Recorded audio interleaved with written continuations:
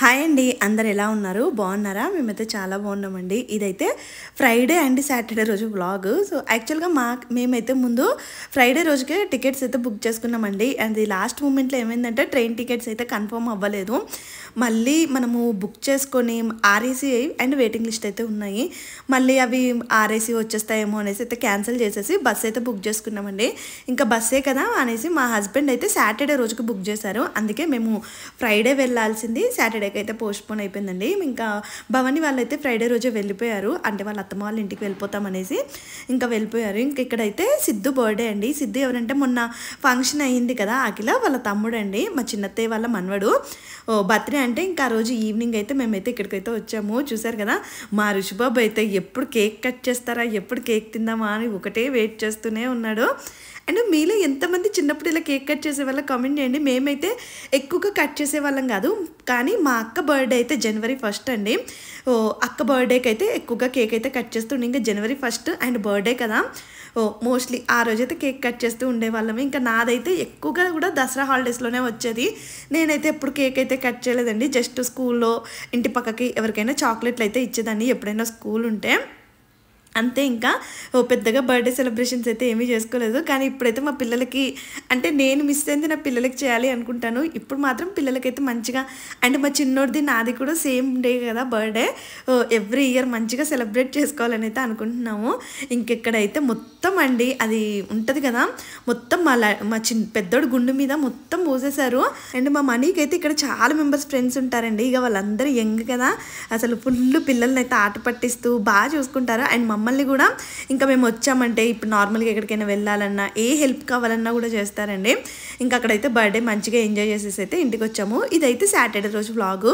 అత్తమ్మ ఇంకా మార్నింగే మేము బస్ బుక్ చేసుకున్నామని చెప్పాం కదా, బస్ అయితే 3 o'clock అండి.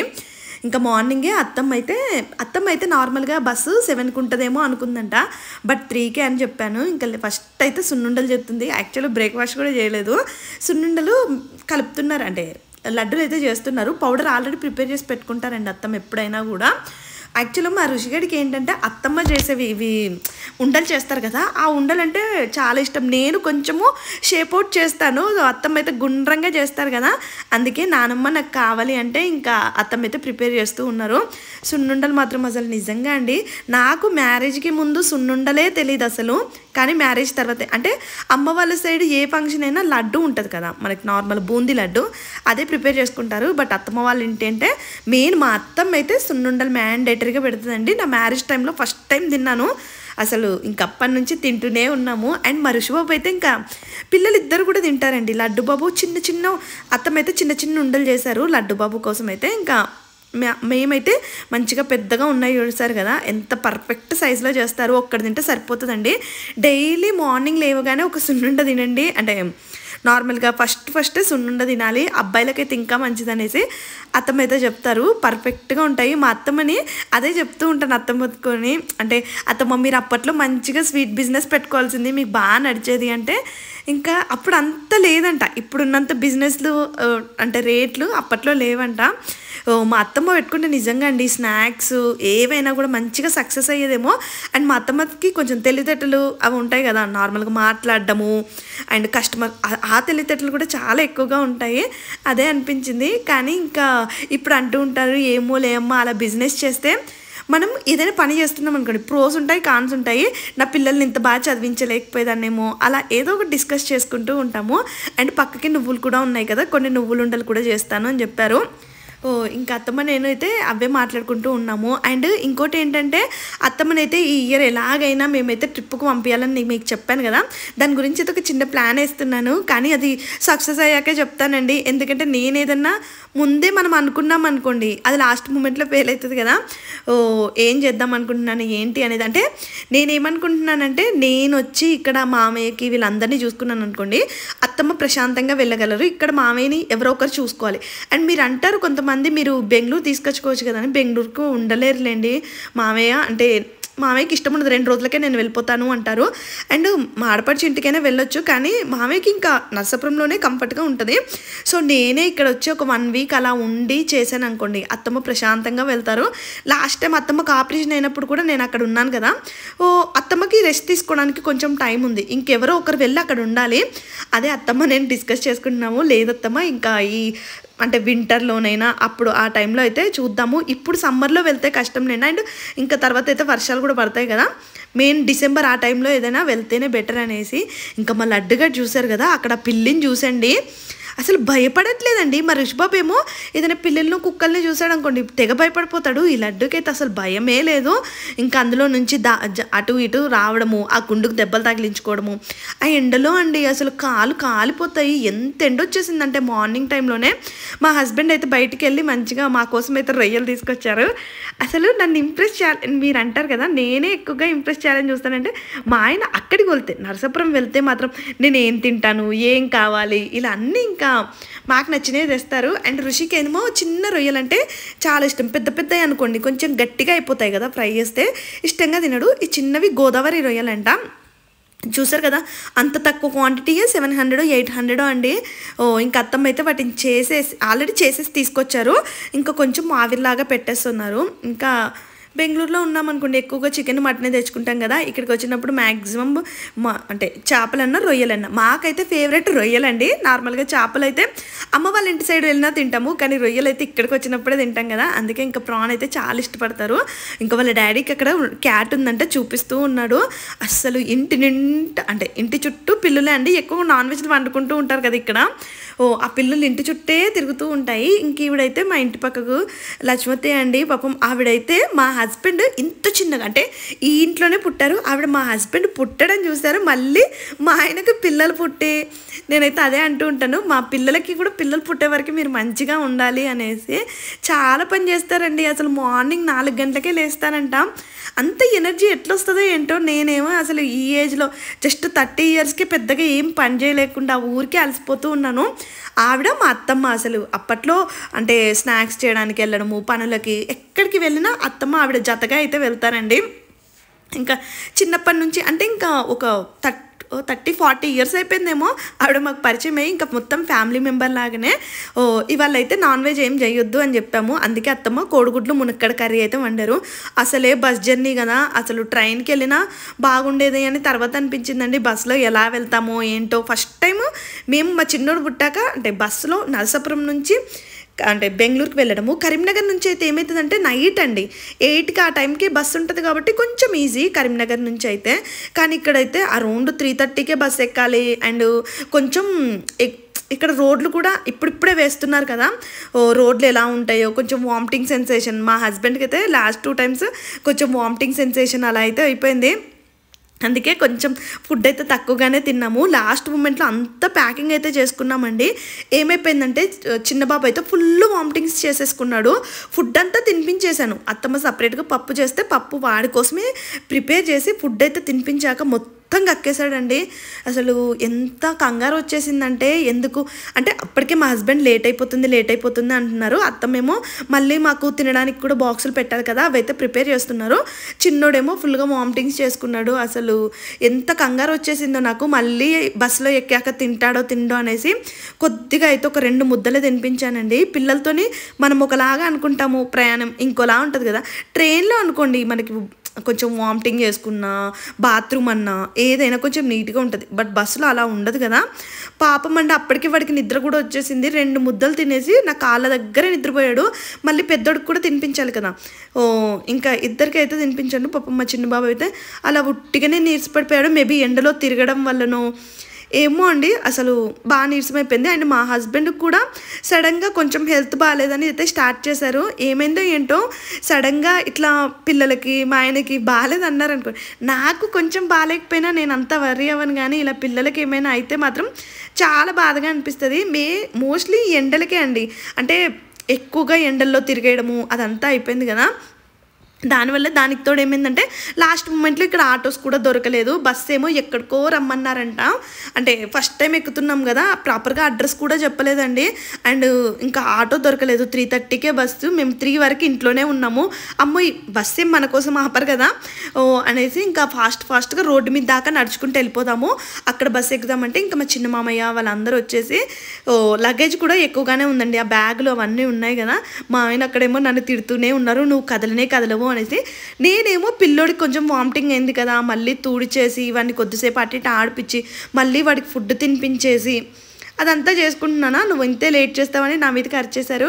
ఇంకా పోనీలే అంటే దాన్ని ఏమంటారు, ఆ టెన్షన్లో అలా ఉన్నప్పుడు ఇంకా ఎవరి మీద ఒకరి మీద కోపం చూపిస్తారు కదా. దానితో అత్తమ్మ ఏం చేశారంటే ఇంట్లో లేరండి. మా ఆయన ఆటో వెళ్ళడానికి తీసుకెళ్ళడానికి ఒక సైడ్ వెళ్తే అత్తమ్మ ఇంకో సైడ్ వెళ్ళిపోయారంట. ఇంత ఎండలో నేను వద్దనే చెప్పాను, బట్ అత్తమ్మ వినలేదు.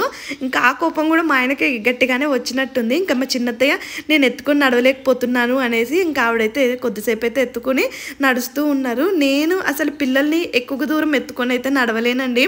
అంటే ఈ ఆపరేషన్ అయినప్పటి నుంచి ఇంకా వరస్ట్ అయిపోయింది నా సిచ్యువేషన్ అయితే.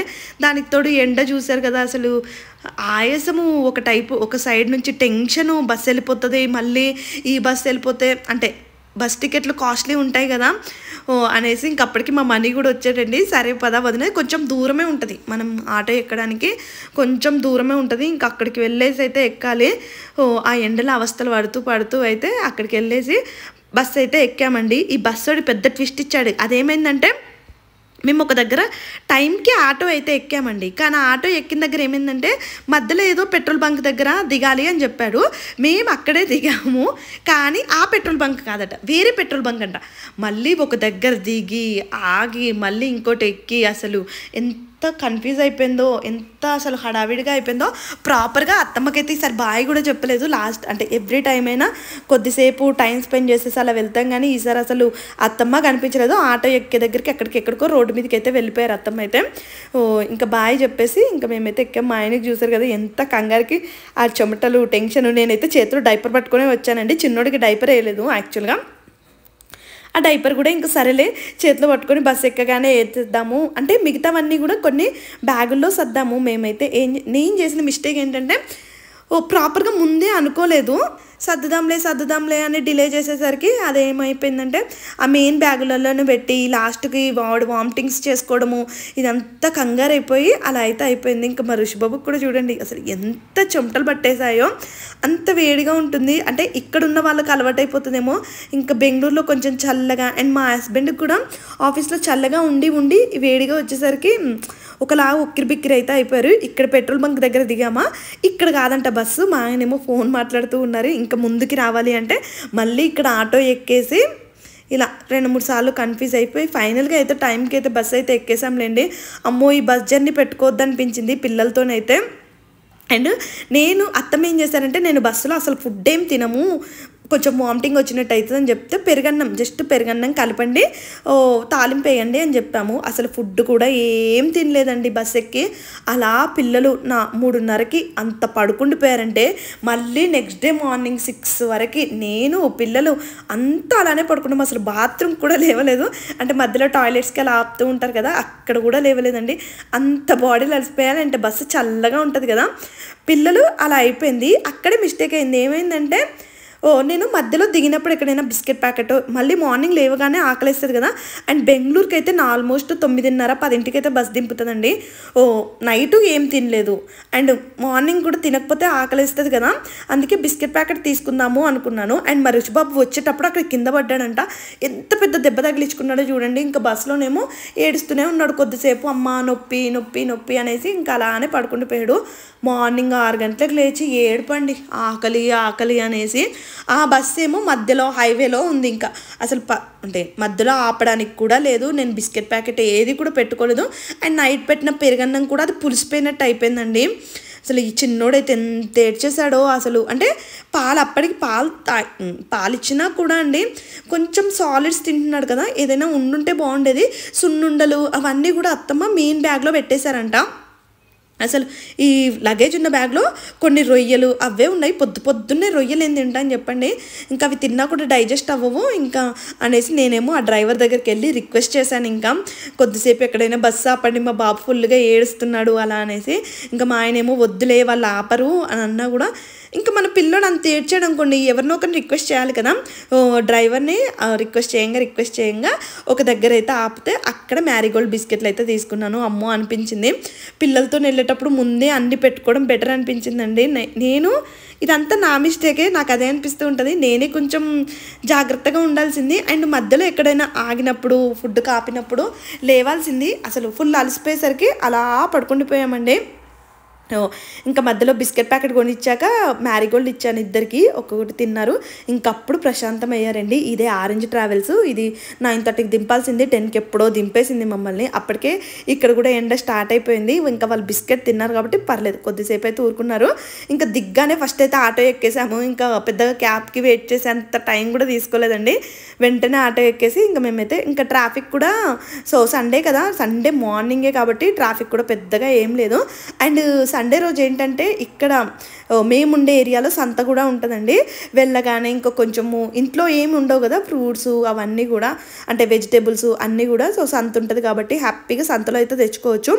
ఇక్కడ మ్యాంగోస్ అన్నీ కూడా చాలా బాగున్నాయి. అత్తమ్మ వాళ్ళ ఇంటికి మ్యాంగోస్ అండి పురుగు వచ్చేసాయంట పాపము. అంటే మ్యాంగో పైకి చూడడానికి బాగానే ఉంటున్నాయి, బట్ లోపల కట్ చేస్తే మొత్తం పురుగులు ఉంటున్నాయంట. బట్ బెంగళూరులో మ్యాంగోస్ అయితే బాగానే ఉన్నాయి అండ్ కాస్ట్ కూడా తక్కువగా ఇస్తున్నారండి. 50-60 ఆ రేంజ్లోనే ఇస్తున్నారు. పాపం ఈ ఇయర్ పంటలు వేసుకున్న అంటే మామిడికాయ తోటలు ఉన్న వాళ్ళకైతే అంతా లాసే. ఇలా రోడ్డుకి మొత్తం మార్కెట్ అయితే పెడతారు. అన్నీ కూడా మంచిగా అఫోర్డబుల్ ప్రైస్లోనే ఉంటాయి. కానీ నాకెందుకో అండి అంటే ఇలాంటి సంతలో ఎక్కువగా అంటే అపార్ట్మెంట్లలో ఉన్న వాళ్ళు వచ్చినట్టే అనిపించదు. విలేజ్ నుంచి అంటే ఆ విలేజ్ వర్తూరు విలేజ్ నుంచి వచ్చి కొనుక్కోపోయే వాళ్ళే ఎక్కువగా ఉంటారు అనిపిస్తూ ఉంటుంది.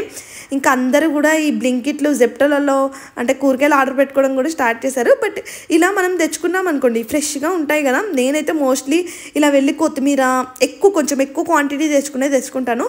కానీ బీరకాయలు ఇలాంటి వెజిటేబుల్స్ మాత్రం నేను కూడా అంటే లోపల సూపర్ మార్కెట్ ఉంటుంది, అందులోనే ఫ్రెష్గా తెచ్చేసి నాకు కావాల్సిన ఎంత ఒక 1/2 kg కూరగాయలు అయితే సరిపోతాయి కదా, ఫ్రెష్గా తెచ్చేసి అలా వండుతూ ఉంటాను. ఇంటికైతే వచ్చేసామండి. వెళ్ళేటప్పుడు నీట్గా కిచెన్ అన్నీ సర్దుకొని పెట్టుకున్నాను కదా, వచ్చేసరికి కూడా నీట్గా ఉంది. వచ్చాక ఇంకో పెద్ద ట్విస్ట్ అండి, అదేంటి అనేది నెక్స్ట్ వ్లాగ్లో అయితే చెప్తాను. నేను వచ్చేసరికి పాలు పెరుగు కూడా వచ్చేసాయి. మేమైతే ఈ మధ్య అక్షయకల్ప వేయించుకుంటున్నామండి. ఒకరు అడిగారు ఈ మిల్క్ అయితే బాగుంటున్నాయి అనేసి వీటికైతే మారిపోయాము. ఇదండి ఈరోజు వ్లాగ్. అసలు ఎప్పుడు చూసినా నా జర్నీ అయితే ఇలానే సాగుతూనే ఉంటాయి. మళ్ళీ నెక్స్ట్ వ్లాగ్లో అయితే కలుద్దాము. వీడియో నచ్చితే ప్లీజ్ లైక్ చేయండి, కామెంట్ చేయండి. Thank you, bye bye.